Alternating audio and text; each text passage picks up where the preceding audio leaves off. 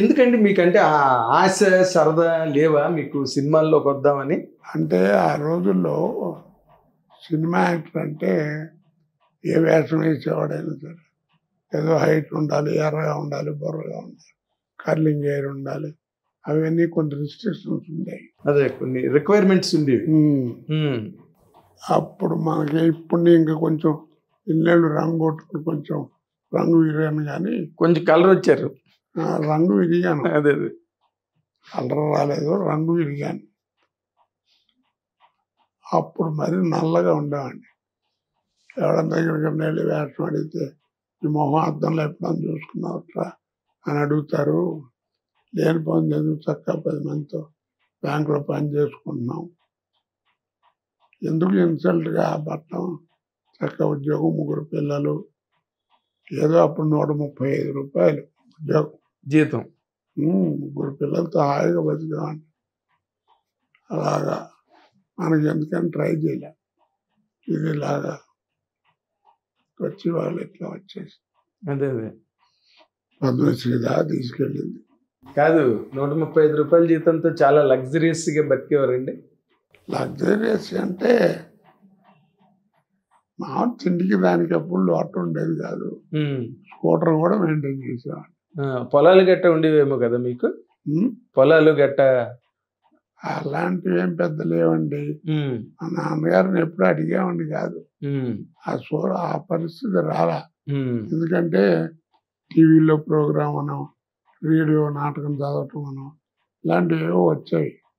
నెల అయినప్పుడు కూడా 70-80 రూపాయలు వాటి నుంచి వచ్చేవి. అప్పుడు ఇవి అవి కలిపి సరిపోయి. అదేలేండి, దాదాపుగా ఒక 250 రూపాయల వరకు అయ్యేవి. 200 ఖాయం. 200 ఖాయం. అలాగా అప్పుడు కాస్ట్ అది, అప్పుడు జీవితాలు అవి. అదేలేండి. అంటే ఇప్పుడంత లగ్జరీస్ లేకపోతే ఇన్స్టాల్మెంట్ల మీద అన్ని వస్తువులు కొనుక్కోవడాలు గట్టా అలాంటివి ఏం తెలియదు కదా. అప్పుడు ఏంటంటే ఇన్స్టాల్మెంట్లో బట్టలు ఇచ్చేవారండి. కొట్లో ఎక్కడన్నా ఇన్స్టాల్మెంట్లో తీర్చుకోవడానికి బట్టలు తీసుకెళ్ళచ్చు.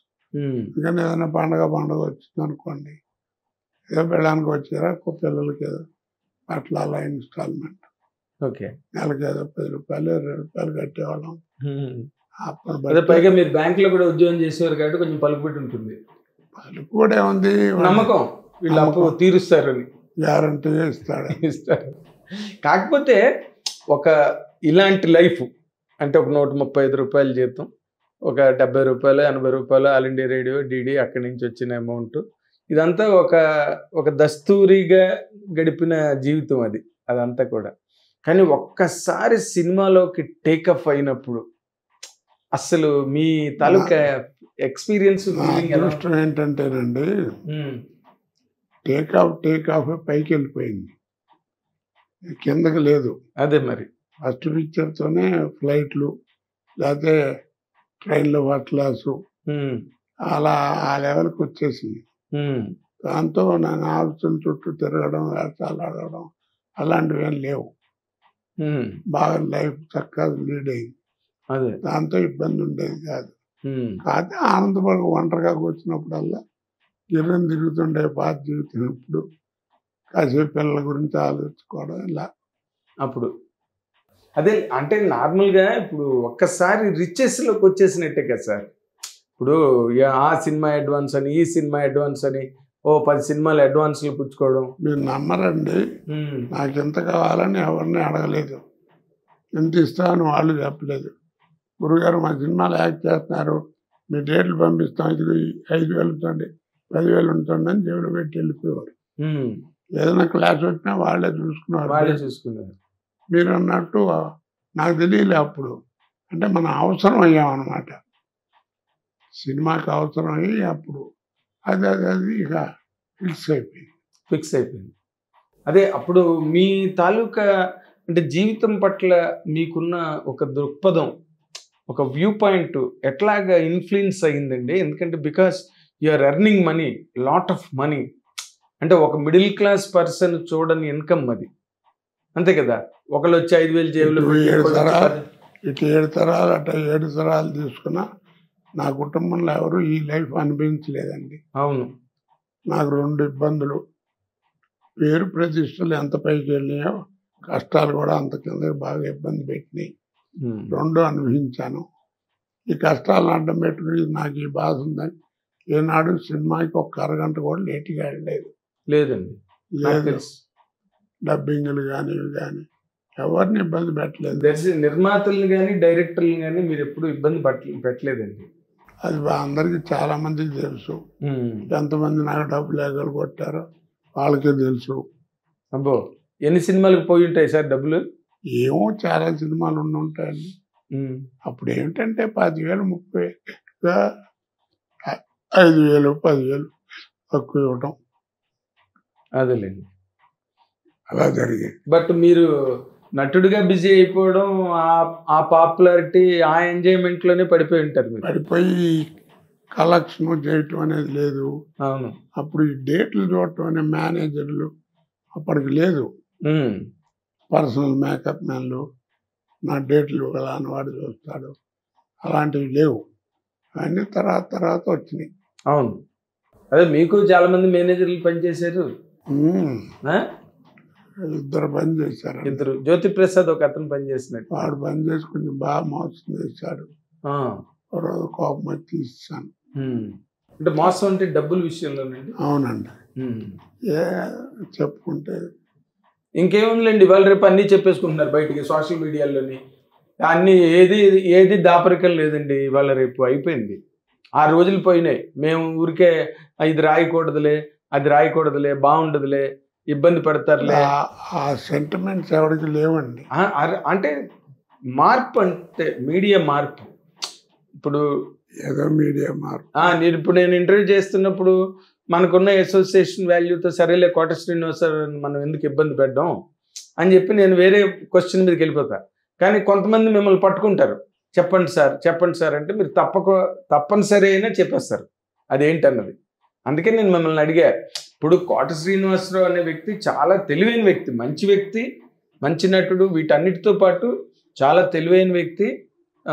అన్ని విషయాల మీద పరిపూర్ణమైన పరిజ్ఞానం, పైగా బ్యాంక్ నుంచి వచ్చారు. మీరు బ్యాలెన్స్లు, టాలీలు అన్నీ బాగా తెలిసిన వాళ్ళు. మీరు మోసపోవడం ఏంటన్నది ఆశ్చర్యం నాకు. అంటే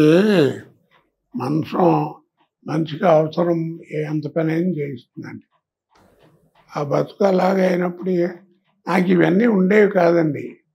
లేకపోతే ఎవరో మంది మధ్యన ఎవరో అన్నారు, కమ్మవాళ్ళు వెనకేసుకొస్తున్నాడు కోటయ్య అని. కమ్మవారిని వెనకేసుకురావడానికి కారణం అంటే వెనకేసుకురావడం కాదు, నేను తిన్నది 95%, 95 పాళ్ళు ఫుడ్ వాళ్ళదే కదా. అవునండి, 95% వాళ్ళే కదా ప్రొడ్యూసర్లు. అవును, వాళ్ళ భోజనమే చేశాను. ఒక 5% ఉంటే రెడ్లు, రాజులు ఎవరైనా ఉండేవారు. దాని తప్పే ఉంది.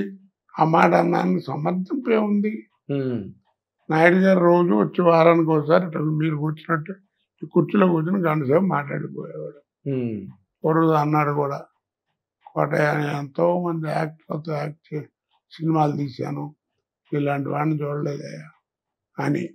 అవును, చెప్తున్నా.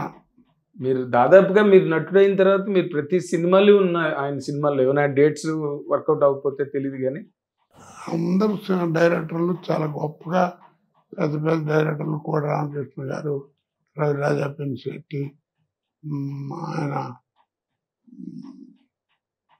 మోహన్ గాంధీ గారు, టీ కృష్ణ, బేసిక్గా టీ కృష్ణ, ఇవన్నీ బాగా మంచి మంచి వేషాలు చేయించారండి. కాకపోతే ఈవీవి సత్యనారాయణ మాత్రం నన్ను పిండేశాడు. అసలు మామూలు కాదు. అతను 55 సినిమాలు ఎన్నో డైరెక్ట్ చేశాడు. అవును, 4-5 లేను. అంతే. అవి కూడా డేట్లు కుదరక ఏదో అది. అవునండి, అవును. హిట్ టీవీ యాప్, ఇందులో short news, live news, entertainment shows, movies, digital magazines తో పాటు మీ జిల్లా వార్తలను కూడా ఫ్రీగా చూడొచ్చు. ఇంకెందుకు ఆలస్యం, వెంటనే హిట్ టీవీ యాప్ ని డౌన్లోడ్ చేసుకుని ఫ్రీగా ఎంటర్టైన్మెంట్ పొందండి. Hit TV app. Hit TV app. Please download hit TV app. Hit TV app ని ఫ్రీగా డౌన్లోడ్ చేసుకుని ఎంజాయ్ చేయండి. మీకు నచ్చిన ఎంటర్టైన్మెంట్ కోసం హిట్ టీవీ యాప్ ని ఫ్రీగా డౌన్లోడ్ చేసుకుని ఎంజాయ్ చేయండి. హిట్ టీవీ యాప్ ని డౌన్లోడ్ చేసుకుని ఆస్వాదించండి, ఆశీర్వదించండి. ఇంతమంది సెలబ్రిటీలు హిట్ టీవీ యాప్ ని డౌన్లోడ్ చేసుకోండి అని చెప్తున్నారంటే ఎంత మంచి యాప్ ఆలోచించండి. అమెరికా అమెరికా అమెరికా అమెరికాలో చదవాలనుకునే వాళ్ళకి విశ్వసనీయమైన పేరు మన శౌర్య కన్సల్టెన్సీ. UK లో 1 year masters, UK లో 1 year masters, 2 years work permit up to 5 years visa. Contact Saurya Consultancy. Contact 89851 89851.